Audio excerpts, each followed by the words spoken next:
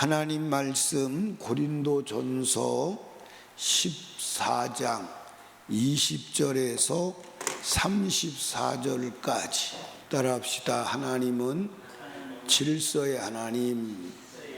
무슨 하나님? 고린도 교회에 성령의 은사가 나타났어요. 나타났는데 그 은사를 가지고 교회에서 혼란과 무질서를 야기하는 거예요. 여러분과 제가 하나님은 어지러움, 무질서의 하나님이 아니라 질서의 하나님이심을 아시기를 주님의 이름으로 축복합니다. 그러니까 이제 예를 들어서 방언이 은사로 임했습니다. 그 방언 은사 입은 사람들이 다 모여서 방언으로 떠드는 거예요. 그러면 사람들이 볼 때 그 방언을 이해 못하는 사람들은 뭐라고 그럴까요? 다 미쳤다고 할까요? 안 할까요? 다 미쳤다고 그러죠. 근데 하나님은 그렇게 하시지 않는다는 거예요. 그러니까 여러분과 제가 이제 하나님의 은사나 하나님의 일을 한다는 명목하에 무질서와 그리고 분란을 초래하는 경우들이 있어요, 없어요? 근데 그건 하나님이 하시는 일이 아닌 거예요. 그래서 한번 성경을 보십시다.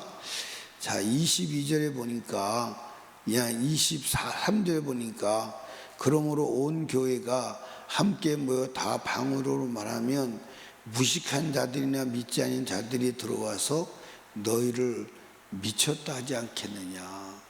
근데 하나님은 그런 하나님이 아니거든요.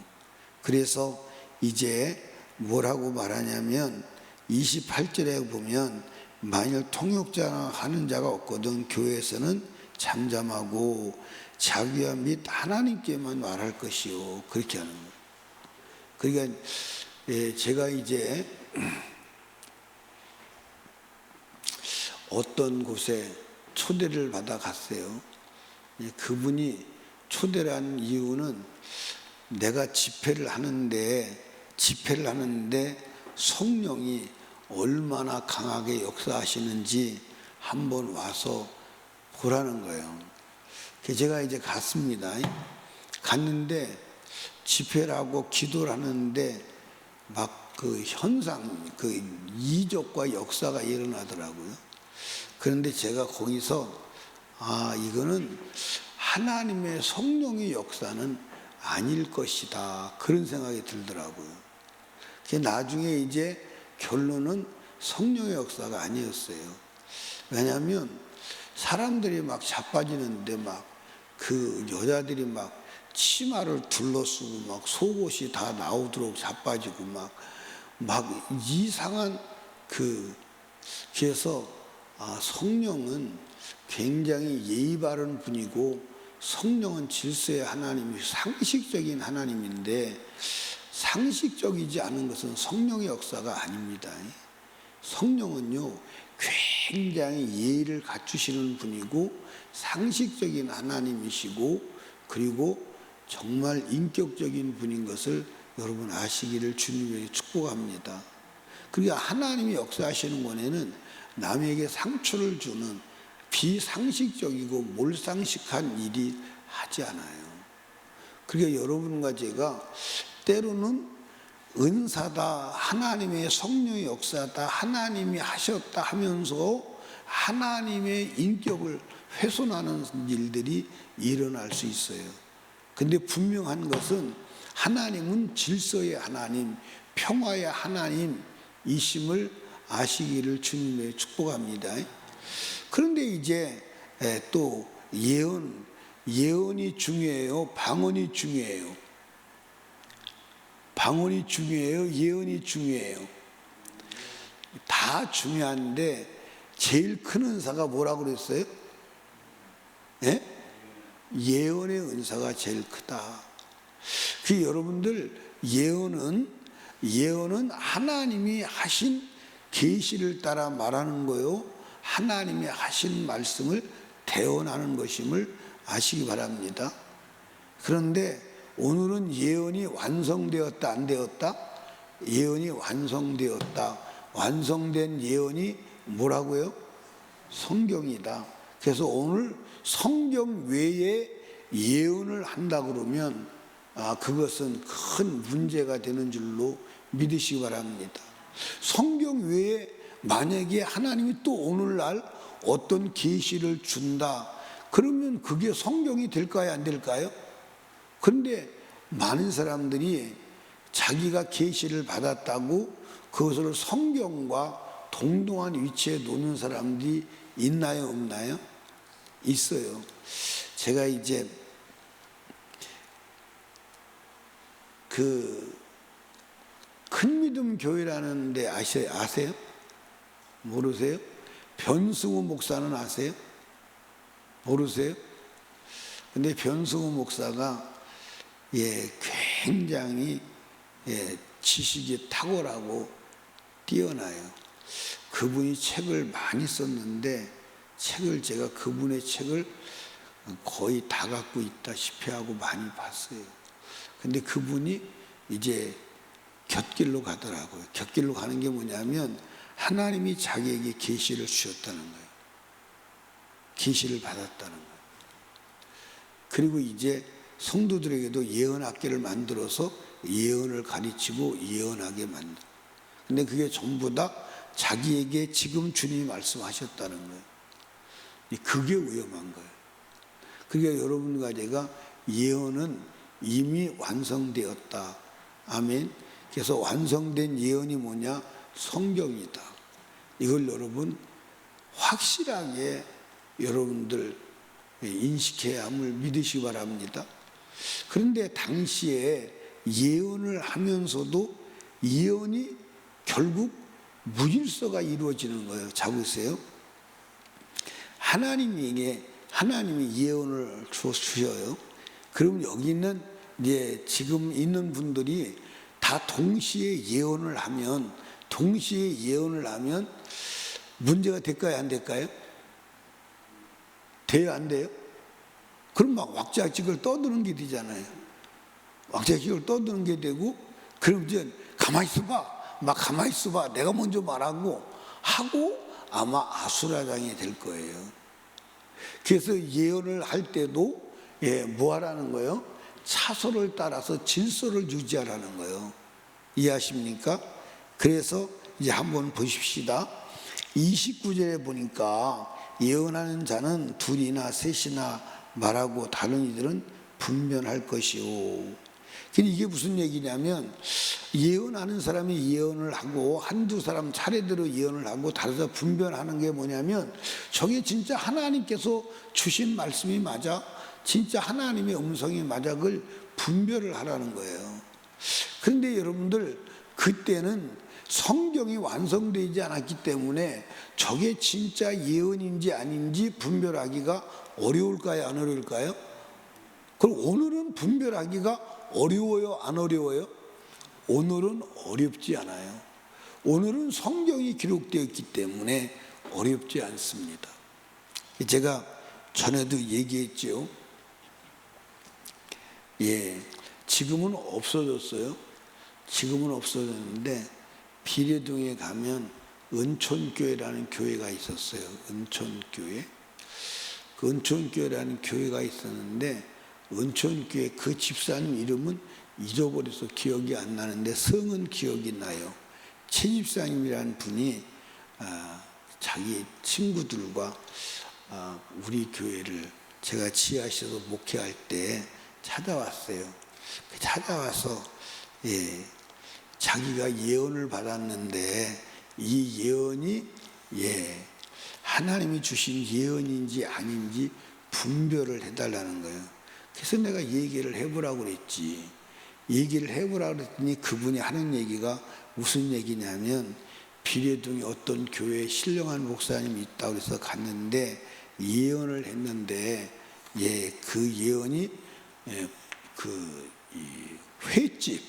횟집을 하면 돈을 많이 번다고 그렇게 예언을 했다는 거예요. 그래서 횟집을 하려고 그러는데 해야 되느냐 말아야 되느냐. 그래서 제가 그렇게 물어봤지요. 그 횟집을 하면, 식당을 하면 술을 팔아야 되는데 어떻게 술을 팔 거예요? 그때 술 팔아야지 된다. 횟집은 술 안 팔으면 장사 안 되잖아요. 그 주일은 어떻게 할 거예요? 근데 그 목사님이 주일을 지키고 11조를 내면, 아니 주일 장사하고 11조를 내면 괜찮다고 했다는 거예요. 그래서 제가 집사님, 그거는 성경에서 맞지 않습니다. 그거는 하나님의 말씀이 아닙니다. 그랬더니 이 양반이 한쪽은 신령하다는 분은 하나님의 말씀이라고 그러고, 나는 아니다. 아닌 이유가 주의를 지켜야 되고 술 팔으면 안 되는데 이 두 가지가 성경과 맞지 않는다 그랬어요. 그랬더니 그분이 또다시 그분한테 갔어요.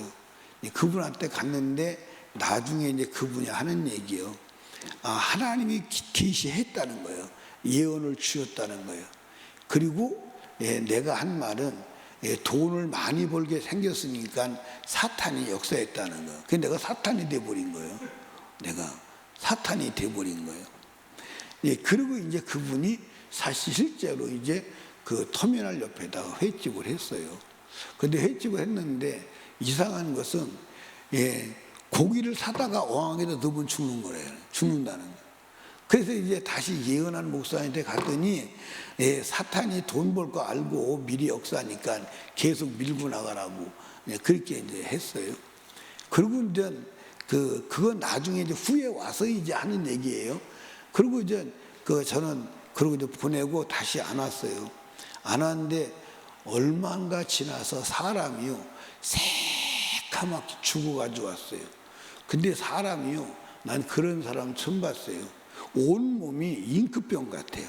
온 몸이 잉크병이 새카맣게 죽어가지고 하혈을 하면서 온 거예요.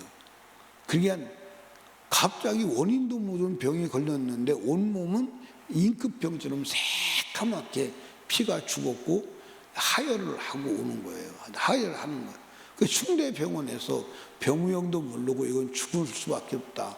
병원에 쫓겨나서 나온 거예요. 쫓겨나서 나와서 저한테 왔더라고요. 그래서 저한테 아무 말도 안 했어요. 그냥 불쌍하니까 안수하고 기도해주고 보냈어요. 그런데 하혈이 그치고 그리고 하나님 치료해 주시고 살았어요.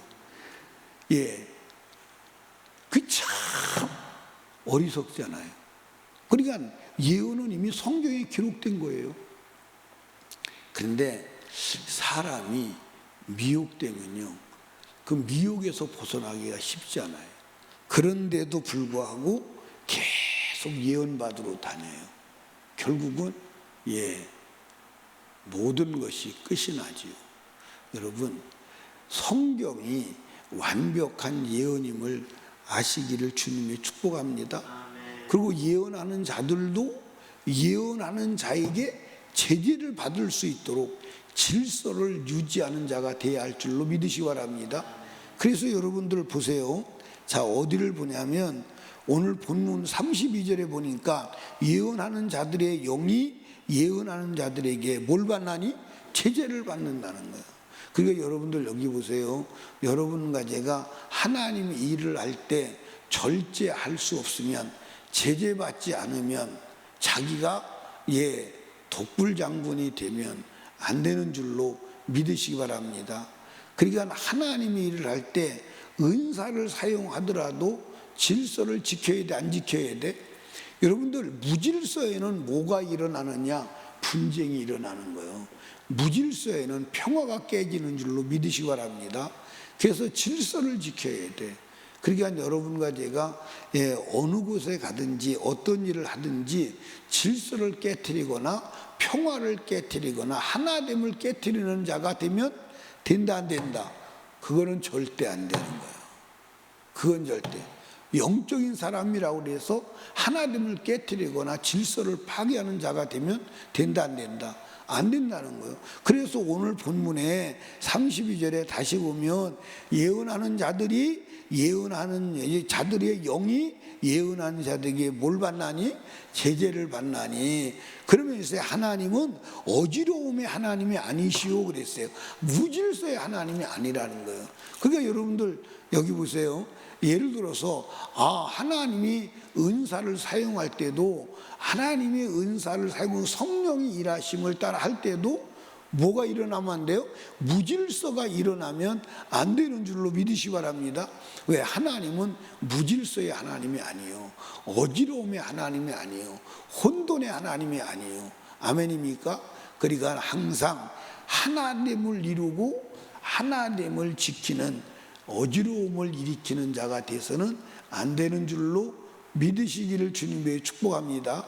그게 여러분과 제가 하나님 일을 할 때도 절대로 평화를 깨뜨리거나 하나됨을 깨뜨리거나 분쟁을 일으키는 요인이 되면 안 되는 줄로 아시기를 주님의 축복합니다. 제가 어떤 일을 할 때 일하는 멤버들에게 꼭 하는 얘기가 있죠. 그게 무슨 얘기예요? 무슨 얘기예요? 그러니까 이제 우리가 하나님이 일을 할 때 사단은 반드시 들어와요, 안 들어와요? 반드시 들어와서 방해를 해요. 근데 사단이 들어올 때 어떻게 들어오죠? 사람을 통해서 들어와. 그래서 제가 항상 하는 얘기 있죠. 절대로 사단이 들어오는 문이 되면 안 돼. 어떤 일을 할 때 사단이 들어오는 문으로 사용되면 그는 불행한 거예요, 안 불행한 거예요? 불행한 거예요. 예, 사단이 들어오는 문으로 사용되면 그 사람이 그 일을 하는데 막 수고하고 애쓰고 별짓을 다 했다고 그래도 하나님 앞에는 부정당하는 자가 되는 줄로 믿으시기 바랍니다. 그래서 하나님은, 따라합시다. 하나님은 질서의 하나님, 평화의 하나님. 아멘. 그래서 여러분들 하나님의 일을 한다, 하나님의 은사를 따라 사역할 때도 무질서나 평화나 하나됨을 깨트리는 자가 되면 된다, 안 된다? 안 된다. 기억하시고 하나됨을 이루고 순종해서 평화를 이루는 축복의 사람이 되기를 주님의 이름으로 축원합니다. 기도하겠습니다. 우리 주여 세 번 부르짖고 간절히 기도할 때 말씀을 생각하며 주여 하나님의 뜻에 따라 순종하며 무질서를 일으키지 아니하며 평화와 하나됨을 깨뜨리는 자 되지 않게 하시고 조화로운 순종하는 종 되게 하여 주시옵소서. 기도하시고 담임 목사와 사역을 위해서 불신가족 구원을 위하여 특별히 여름 수련회를 위하여 나라와 민족과 대통령을 위하여 여러분의 문제를 놓고 기도하고 응답받고 돌아갑니다. 주여 주여